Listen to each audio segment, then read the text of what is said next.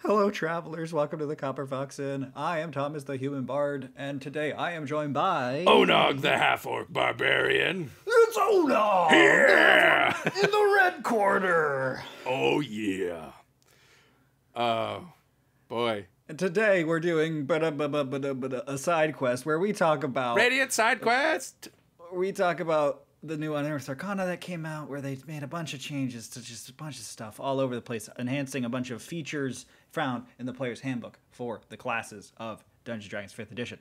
This episode we're talking about the fighter. Yeah. Onog, what did they do to our fighter? So this is probably the first one that has had like a relatively major overhaul. Everyone else sort of got like, you get more spells, you can change your spells, you can do sort of this thing. And this is like the first time that it's like, all right, this is different. Yeah, it's a whole page. It's entire page dedicated, which is to nothing just compared to the 2.5 pages dedicated to Rangers. We'll get to them. We'll get to that. We'll get. To that. They shall suffer. But this soon. is a full. This is a full page. Yeah, and it really is kind of an overhaul. Yeah, it's like it.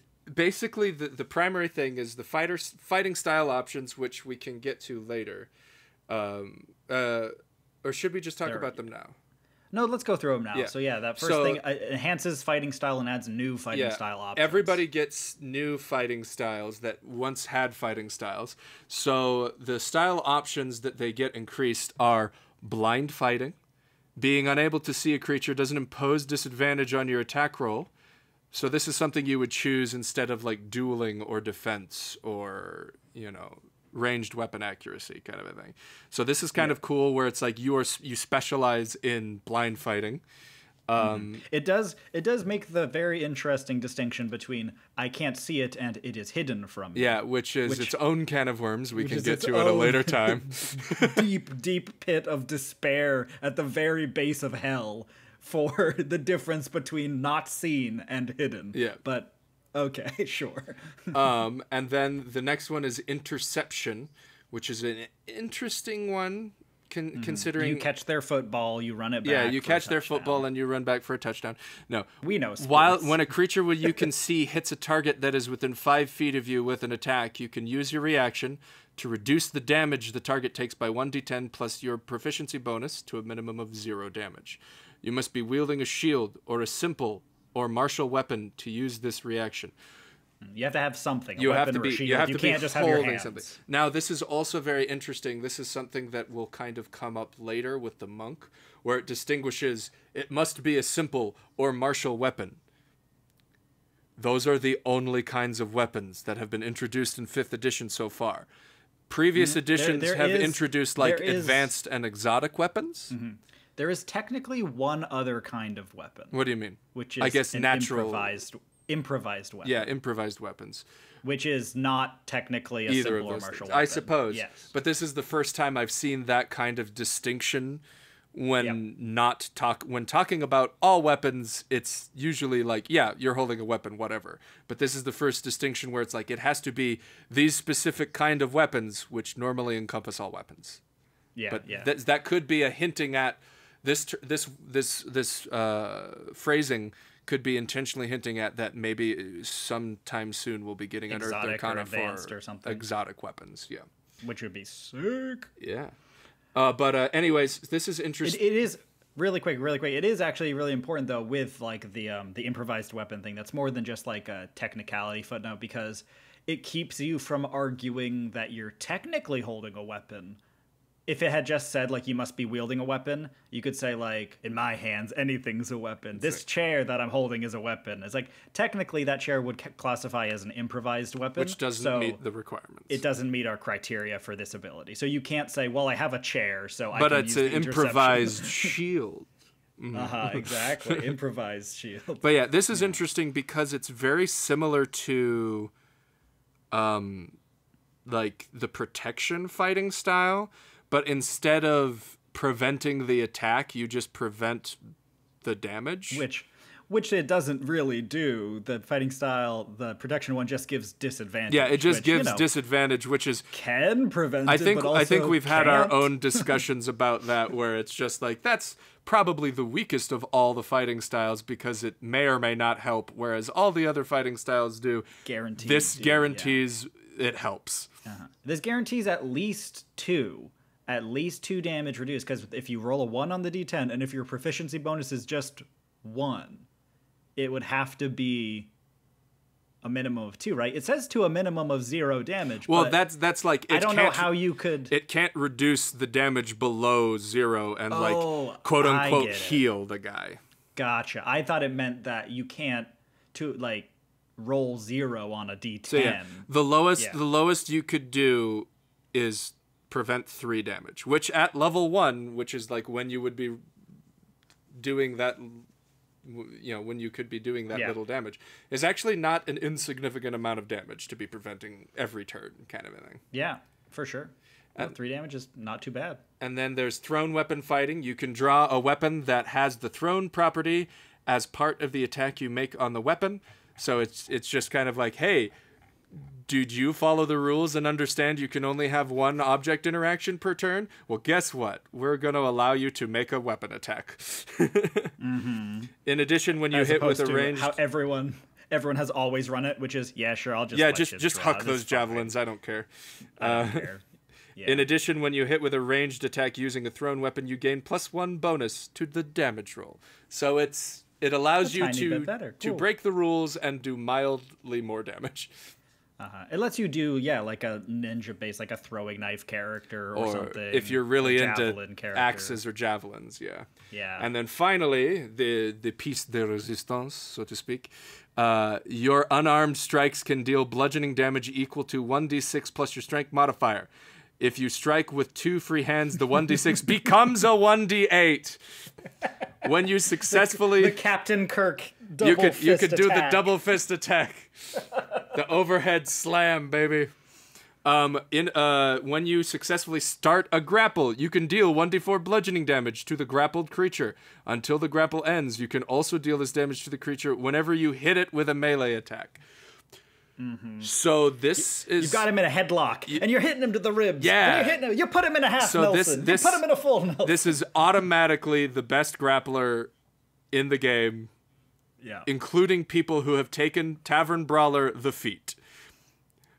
And it's just one of those things where it's just kind of like... And as we get into the maneuvers for Battle Masters, it'll also become clear that like these are supposed to be the grapplers, and farewell barbarian with the Tavern Brawler feat. It's fighters time now. Yeah. Because they can now do more damage and do damage while grappling and do extra damage to their grappled target, whereas barbarians are just strong boys now.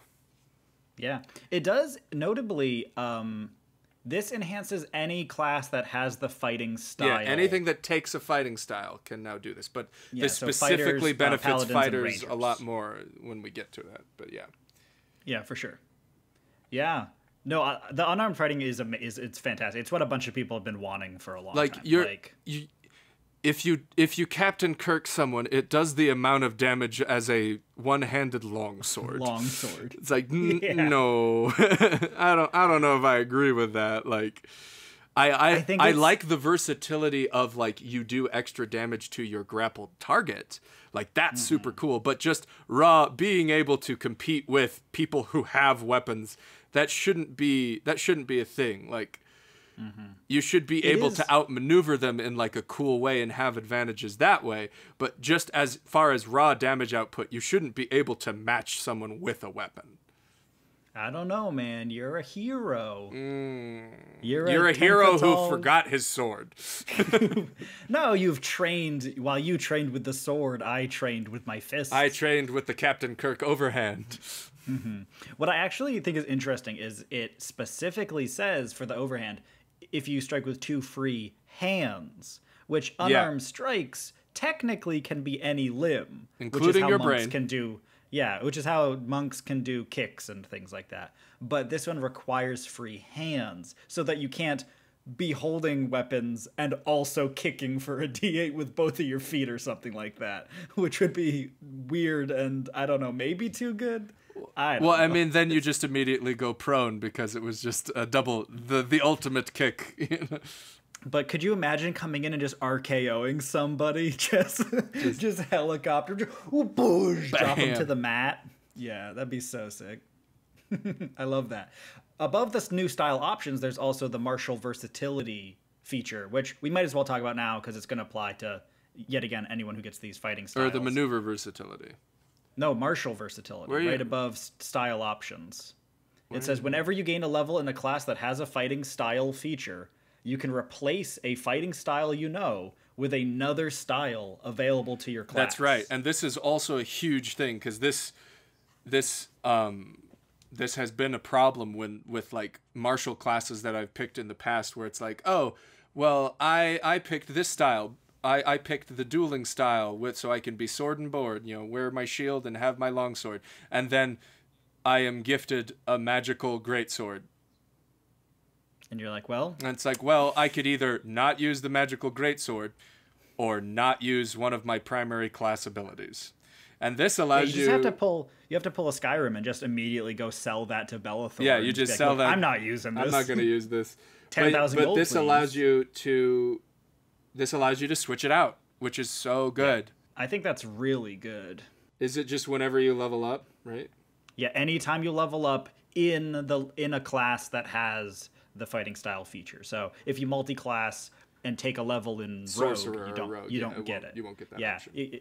But if you just go to your next level in Fighter or Paladin or whatever, you have the option to change it. It also gives a bit of a flavor saying, like, this is supposed to represent you've started training so much with this other thing, you've lost your earlier skills because you've been focusing so much on learning how to great weapon fight or whatever, So what I like is that it can really support roleplay. Mm-hmm. Yeah, where it's like, I will abandon the fighting style of my old master and train under this new one, kind of a thing. Yeah. I think that's so cool. You toss your sword upon the ground and you're like, never again shall I use a sword. And then you just, like, I don't know, bare fist it for the rest of the campaign. Now I'm just going to punch that dragon's eyes out. I'm going to Captain Kirk that dragon's head right off. Yeah. All right, let's scroll all the way back to Fighter now and keep going. There's a lot here, so we're only one ability into Fighter. Yeah, that was one ability. That's how much they've overhauled it. Is we're not done, kids. So they get superior technique. Everybody gets superiority dice now. All fighters get at least one superiority dice. Yep, you get one. And that's kind of what they were playing with back when it was like D&D Next, when it wasn't even 5th edition, when they were playtesting it, is that like all fighters have access to this resource called superiority dice. Yeah, which is sort of, I mean, I totally get it. They did a bit of it in 4th edition. It is their way of trying to say, wizards get spells, fighters you want to do something other yeah. than taking the attack action every turn. Here's abilities you can use to change how you attack. They're kind of like spells you can choose from, but for non-magic characters. But yeah, so everybody gets the Battlemaster's superiority dice. Unless they are a Battlemaster, though, it is just a D6, which is very similar to the feat, where you can gain like a Battlemaster dice or a superiority dice. Yeah, I think in the feat you gain 2 maneuvers. You gain 2 maneuver and 1 dice that recovers on a short rest. But you can take that as a Battlemaster. Yeah, you can up your dice. And it just increases the number of dice and number of maneuvers you have. And now this just increases the number of dice and the number of maneuvers Battlemasters have.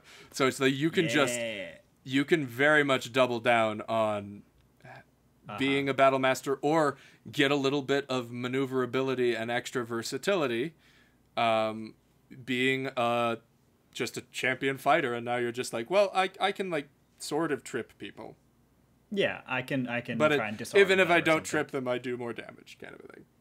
Yeah, definitely. This is exactly up my alley for I have a character who is a like entertainment showman fencer who is constantly trying to do fancy moves to impress people during combat. Oh yeah, this would be great for him. Oh yeah, just being able to constantly swap around which maneuvers I have, what I'm using, additional maneuvers. That brings us to maneuver versatility. You can replace, if you know any maneuvers from the fighter's battle maneuver archetype, you can replace one maneuver you know with a different maneuver when you finish a long rest.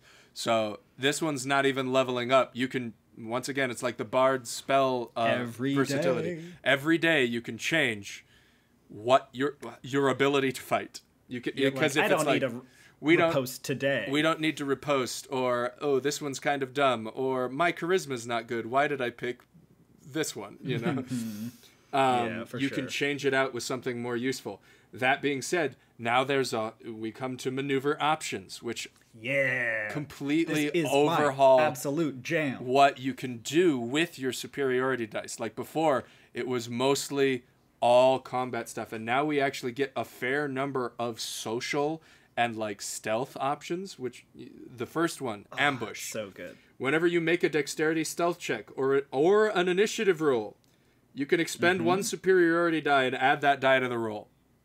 Yep. So it's just like, I am now the sneaky tank. Yeah, but like, I'm so trained in battle that I can get the jump on people. I can get the jump on people. This is so I draw my good. sword faster. This is so good. The flavor of all of this is so...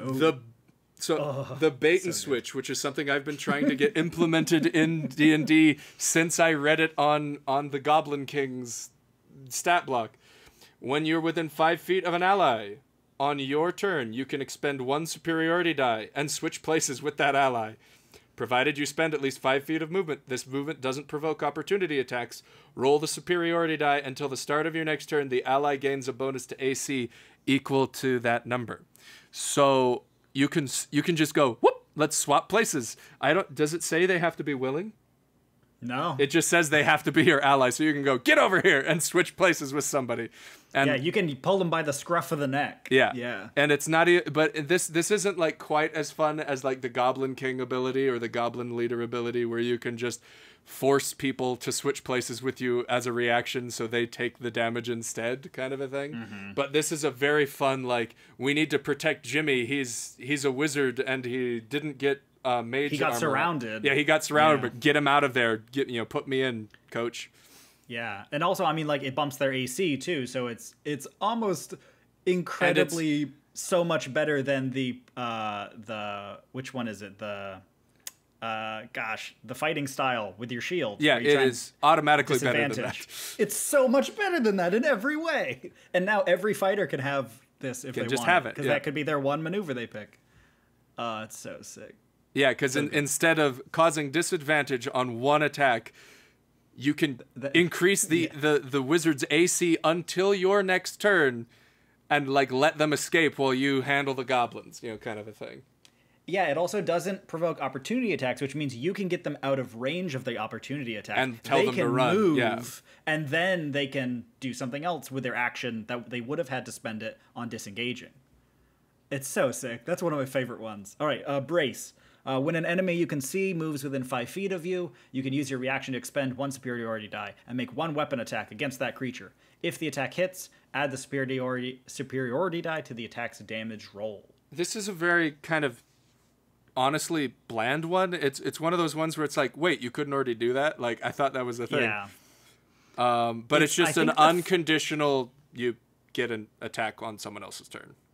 Yeah, you get a reaction attack. I think that it's, in my mind, it's really flavorfully connected to sort of like, if you picture a Greek warrior shield wall with spears, where they're like, they set up and they're like, you come at me, I dare you. Yeah, and it kind of allows you, it gives you more action economy to use as your reaction instead of waiting. Like, it's one of those things where it's like, you have this opportunity attack, but it only works if someone leaves. But now this lets you just smack people who stick around you, kind of a thing. Or, I mean, there is a battle maneuver currently that's like, if they make an attack on you and miss, you can attack back. But this one is just like, they move near you, you can attack back. They don't even have to try to hit you. It's good. Yeah. And it's one of those things where it's like, this is kind of how I, before I really understood the rules of opportunity attacks, this is how I thought opportunity attacks worked anyways. Because as long as you don't leave their threatened range, they don't trigger an opportunity attack. So if this guy's cheesing you and like staying in your range, you still have the opportunity to smack him and even do extra damage, kind of a thing. Yep. So all right, next is Restraining Strike. Restraining Strike. Immediately after you hit a creature with a melee attack, you can expend a superiority die and use a bonus action to grapple the target. This is what I was talking about. This This is the unarmed, like, you're the new Tavern Brawler plus kind of a thing.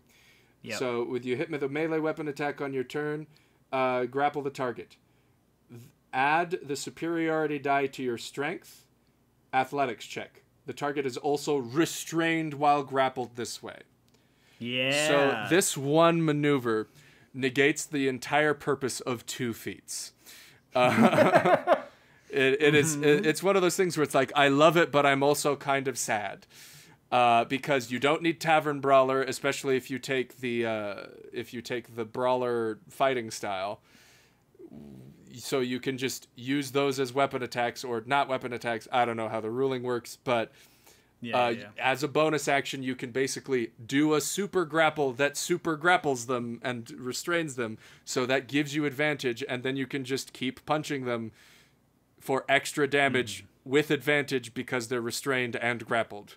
And it's just one of those things where it's like you can build a mean dude out of this. There's a real grappler in here somewhere. I do think, though, it is important. But it's kind of what grappling's needed. Oh, yeah, for sure. I think that because this uses a resource, it doesn't completely negate the benefit of taking, like, Tavern Brawler feat or something like that, because that is, like, your default. You can always do it. And if you're not a Battle Master fighter, you only can do this once per, I think, short rest. But sometimes once is enough. Yeah. Yeah, no, one time is totally enough. But it is like, if you try to do it and fail, you've still spent the die. Yeah. So that's true. Like, and it doesn't do any extra damage unless you succeed and they're restrained, kind of a thing. Yeah, exactly. Yeah, for sure. And so, like, this is really, really good, and obviously the better choice between just doing a regular grapple or doing this, even with, like, Tavern Brawler or something.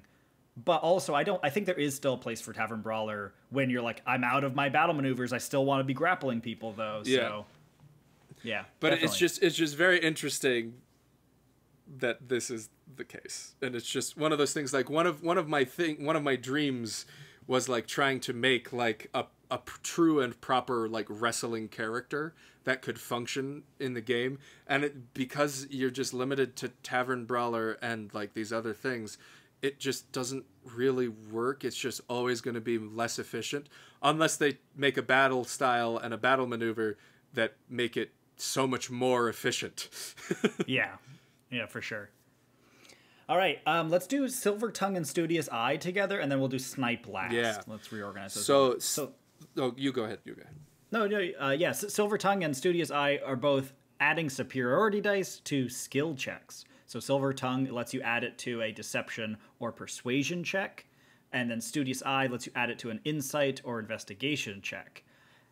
And that's very cool, because previously, like we had said, all of this used to just reference, like, you get to make an additional attack, or you get to attack in a slightly different way. Or all about more, just dealing more damage and an additional effect in combat.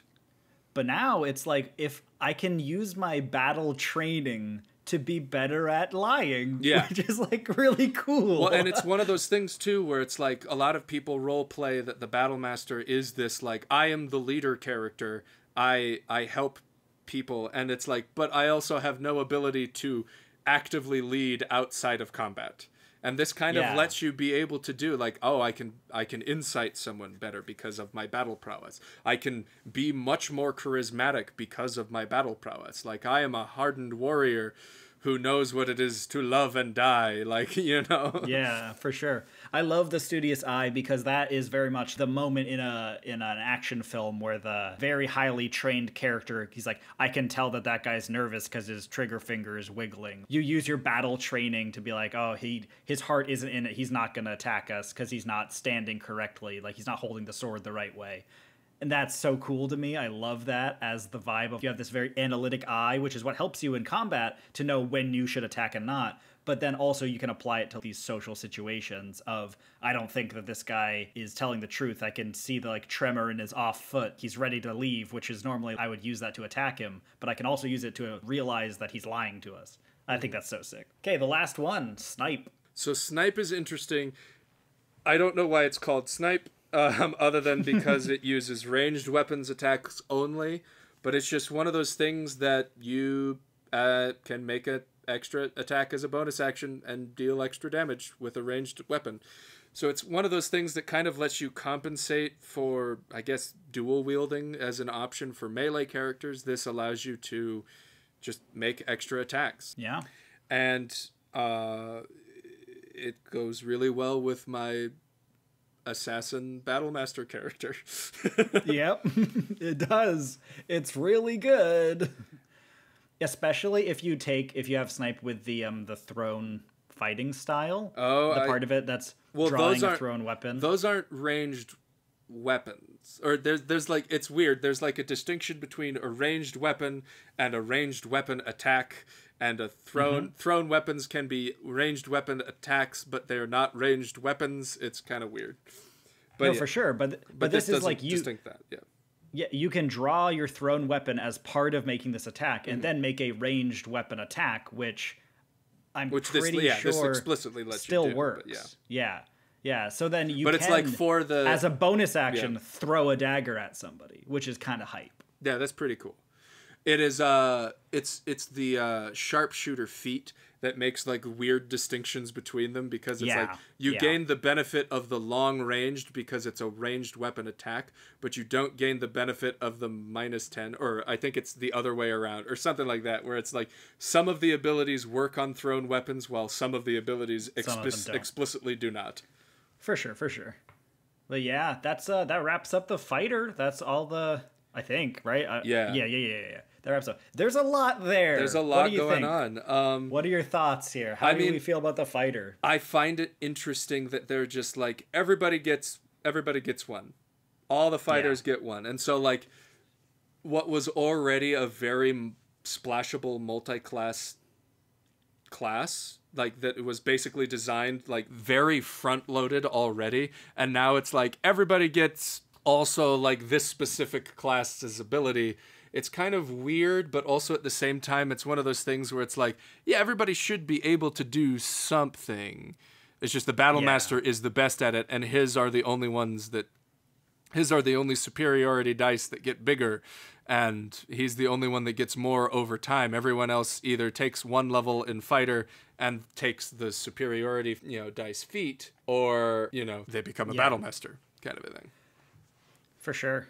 I think the question that I've been asking myself for each of these changes to these classes is, will this dramatically change the way somebody plays this class going forward? Yeah. I think like for Barbarian, like not really. For Bard, not really. For Druid, it added that a new way to use your wild shape, which is, that can definitely change up, especially how some of those subclasses work. For Fighter, I think completely. This completely overhauls the way you would treat a fighter or build a fighter. Especially because every day you're no longer stuck with one battle style. Like that was always the risk with like the feat, or only mild or only splashing into Battlemaster, that you would just get stuck with maneuvers because you picked them wrong, or they don't actually apply to your weapons or things like that. Now that you can just change them at a long rest and go, I am going to change the skill in which I am trained, that is a huge boost to what once people thought was too much of a risk to dip into, now is just explicitly just you're just better at fighting a couple of times a day. Like, sure, it's a limited resource, but it's a limited resource you get back on a short rest. And so now you can just do any and all of these whenever you kind of want to. Yeah, it's great. It's going to change up how I play the fighter that I play. If I use this in games going forwards, these kind of alternate rules, or if there ends up being a book that publishes these officially, that fighter's going to feel completely different, and honestly going to feel more like how I always wanted them to feel, which is a master of all of these different kind of unique maneuvers and traits that even benefit them outside of combat. That was their whole point. And then often it felt like they were really boxed in with like, really all I can just do is just riposte, and that's all I can do is fight people. I can just feint and riposte, and those are the two things I do. But now it feels like they have this big quiver of options that they can draw from. Really cool. All right, thanks for listening, travelers. If you liked that, give us a like down below. Comment what you think about the fighter. What is your favorite one of the maneuvers or new fighting style options? Let us know how this is going to change the fighters in your game. And with that, I think we'll wrap up the episode. Next episode's going to be the monk class, so stay tuned for that. And till then, keep on adventuring. Yep.